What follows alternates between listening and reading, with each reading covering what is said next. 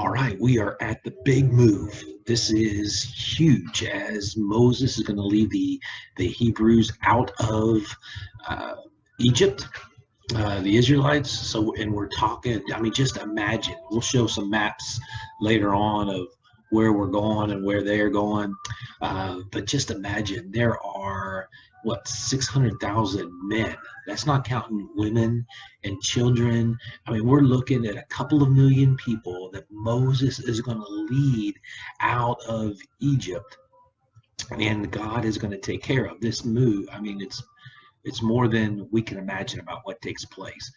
Uh, in the meantime, though, something incredible is happening as God uh, is leading them out of Egypt and how it all comes together. So let's just jump right into Exodus chapter 13. And here we go. The Lord said to Moses, "Dedicate to me the firstborn son of every family and the firstborn males of your flocks and herds. These belong to me." Moses said to the people, "Remember this day in the month of Abib." Now we're talking. We even know the time frame of this happening. This is somewhere between March and April time period.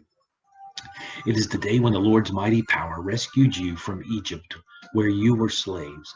Do not eat anything made with yeast. The Lord promised your ancestors that he would bring you into the land of the Canaanites, the Hittites, Amorites, Hivites, and Jebusites. It is a land rich with milk and honey. Each year during the month of Abib, celebrate these events in the following way. For 7 days you are to eat bread made without yeast, and on the seventh day you are to celebrate a festival in honor of the Lord. During those 7 days, you must not eat anything made with yeast or even have yeast anywhere near your homes. Then on the seventh day, you must explain to your children that you do this because the Lord has brought you out of Egypt. A celebration will be like wearing a sign on your hand or on your forehead because then you will pass on to others the teaching of the Lord, whose mighty power brought you out of Egypt. Celebrate this festival each year at the same time. The Lord will give you the land of the Canaanites, just as he promised you and your ancestors. From then on, you must give him every firstborn son from your families and every firstborn male from your animals, because these belong to him. You can save the life of a firstborn donkey by sacrificing a lamb. If you don't, you must break the donkey's neck. You must save every firstborn son. In the future, your children will ask what this ceremony means. Explain it to them by saying, "The Lord used mighty power to rescue us from slavery in Egypt. The king stubbornly refused to set us free, so the Lord killed the firstborn male of every animal and the firstborn son of every Egyptian family. This is why we sacrifice to the Lord every firstborn male of every animal and save every firstborn son." This ceremony will serve the same purpose as a sign on your hand or on your forehead to tell how the Lord's mighty power rescued us from Egypt. After the king had finally let the people go, the Lord did not lead them through Philistine territory, though that was the shortest way. God had said, if they are attacked, they may decide to return to Egypt. So he led them around through the desert towards the Red Sea. The Israelites left Egypt prepared for battle. Moses had them take along the bones of Joseph, whose dying words had been, "God will come to your rescue, and when he does, be sure to take along my bones." The people of Israel left Succoth and camped at Etham at the border of Egypt near the desert. During the day, the Lord went ahead of his people in a thick cloud, and during the night he went ahead of them in a flaming fire. That way the Lord could lead them at all times, whether day or night. At Etham, the Lord said to Moses, "Tell the people of Israel to turn back and camp across from Pi Hahiroth near Baal Zephon, between Migdol and the Red Sea. The king will think that were afraid to cross the desert and that they are wandering around trying to find another way to leave the country. I will make the king stubborn again, and he will try to catch you, and then I will destroy him and his army. People everywhere will praise me for my victory, and the Egyptians will know that I really am the Lord." The Israelites obeyed the Lord and camped where he told them. When the king of Egypt heard that the Israelites had finally left, he and his officials changed their minds and said, "Look what we have done. We let them get away. They will no longer be our slaves."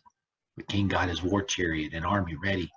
He commanded his officers in charge of his 600 best chariots and all his other chariots to start after the Israelites. The Lord made the king so stubborn that he went after them, even though the Israelites proudly went on their way. But the king's horses and chariots and soldiers caught up with them while they were camping by the Red Sea near Pi-Hahiroth and Baal-Zephon. When the Israelites saw the king coming with his army, they were frightened and begged the Lord for help. They also complained to Moses, "Wasn't there enough room in Egypt to bury us? Is that why you brought us out here to die in the desert? Why did you bring us out of Egypt anyway? While we were there, didn't we tell you to leave us alone? We would had rather be slaves in Egypt than die in the desert." But Moses answered, "Don't be afraid, be brave, and you will see the Lord save you today. These Egyptians will never bother you again, and the Lord will fight for you, and you won't have to do a thing." The Lord said to Moses, "Why do you keep calling out to me for help? Tell the Israelites to move forward. Then hold your walking stick over the sea. The water will open up and make a road where you can walk through on dry ground. And I will make the Egyptians so stubborn that they will go after you. Then I will be praised because of what happens to the king and his chariots and cavalry. The Egyptians will know for sure that I am the Lord." All this time, God's angel had gone ahead of Israel's army, but now he moved behind them. A large cloud had also gone ahead of them, but now it moved between the Egyptians and the Israelites. And the cloud gave light to the Israelites, but it made it dark for the Egyptians, and during the night they could not come any closer. Moses stretched out his arm over the sea, and the Lord sent a strong east wind that blew all night until there was dry land where the water had been. The sea opened up, and the Israelites walked through on dry land with a wall of water on each side. The Egyptian chariots and cavalry went after them. But before daylight, the Lord looked down at the Egypt army from the fiery cloud and made them panic. Their chariot wheels got stuck. It was hard for them to move. So the Egyptians said to one another, "Let's leave these people alone. The Lord is on their side and is fighting against us." The Lord told Moses, "Stretch your arm toward the sea, and the water will cover the Egyptians and their cavalry and chariots." Moses stretched out his arm, and at daybreak the water rushed toward the Egyptians. They tried to run away, but the Lord drowned them in the sea. The water came and covered the chariots, the cavalry, and the whole Egyptian army that had followed the Israelites into the sea. Not one of them was left alive. But the sea had made a wall of water on each side of the Israelites, so they walked through on dry land. On that day, when the Israelites saw the bodies of the Egyptians washed up on the shore, they knew that the Lord had saved them. Because of the mighty power he had used against the Egyptians, the Israelites worshipped him and trusted him and his servant Moses. So that's the incredible feat of how God saves the Hebrews from the Egyptians, and we'll talk about that a little bit more as we go along.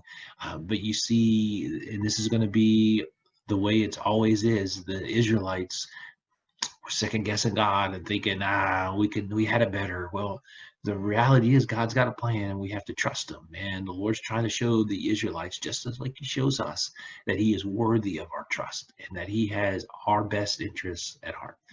Hope you have an awesome day.